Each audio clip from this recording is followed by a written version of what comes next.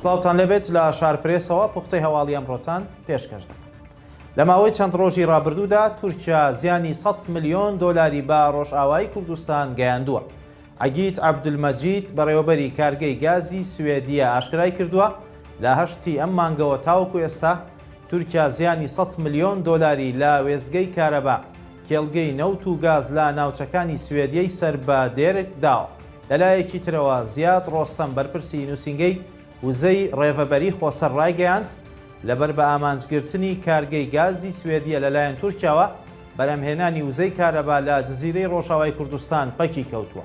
دووشەمەی ڕابردووش ناوەندی ڕاگەیاندنی هێزەکانی سووریای دیموکرات لە ڕاگەیاندراوێکدا ئاماژەی بۆ ئەوە کرد تورکیا لە تاوانەکانی لە دژی دانیشتوانی باکوور و ڕۆژهەڵاتی سووریا بەردەوامە. چەندین جۆری چەک بەکاردەهێنێت و خەڵکی سڤیل و کەسانی سەربازی و ژێرخانی ناوچەکەش دەکاتە ئامانج. ئیسرائیل حکوومەتی لە ناکاو پێک دەهێنێت و نەیارە توندەکانی حەماسیش بە مەرجی بۆردومانکردنی شوێنە مەدەنیەکان دەچنە حکوومەتەکەوە.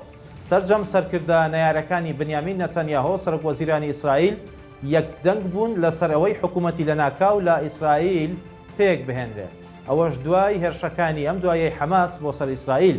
ئەفیغ دۆر لیبرمان وەزیری پێشووتری بەرگری ئیسرائیل کە یەکێکە لە نەیارەکانی نەتەنیاهۆ ئامادەی نیشان داوە بچێتە نێو حکوومەتی لە ناکاوی ئیسرائیلەوە، بەڵام بەو مەرجەی کە بۆردومانی نەخۆشخانەی شیفا و جامیعەی ئیسلامی و کەناراوەکانی غەزە بکرێت و دەواازەی کەرەم ئەبوو سالمیش دابخرێت. لیبرمان لە لێدوانێکیشی داوتی یەک مەرجی هەیە و بە کەمتر لەو مەرجە ناچێتە حکوومەتەوە، ئەویش ئەوەیە دەبێت ئیسرائیل حەماس لە ڕیشەوە هەڵبکێشێت.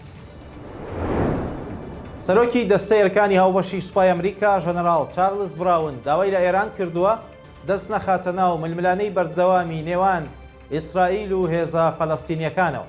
براون لە لێدوانەکانیدا کە ئاژانسی ڕۆیتەرز بڵاوی کردوونەتەوە ڕایگەیاندووە نامانەوێت ئەم ململانەیە فراوانتر بێت و بیرۆکەکەش ئەوەیە کە ئەم پەیامە بە دەنگی بەرز و ڕوون و ئاشکرا بگەیەنین بە ئێران. جەختیشی کردووەتەوە پەیامەکە بۆ ئێران ئەوەیە لە دۆخی ئێستادا دەستێوەردان لە جەنگی نێوان ئیسرائیل و هێزە فەلەستینیەکاندا مەکە. ئەوەش لە کاتێکدایە دوێنێ جۆن کێربی وتەبێژی یاساییشی نەتەوەی کۆشکی سپیڕای گەیاند ئەمریکا هیچ زانیاریەکی هەواڵگیری و بەڵگەیەکی نییە کە ئاماژە بە تێوەگلانی ڕاستەوخۆ ئێران بکات لە هێرشەکانی حەماس بۆ سەر ئیسرائیل.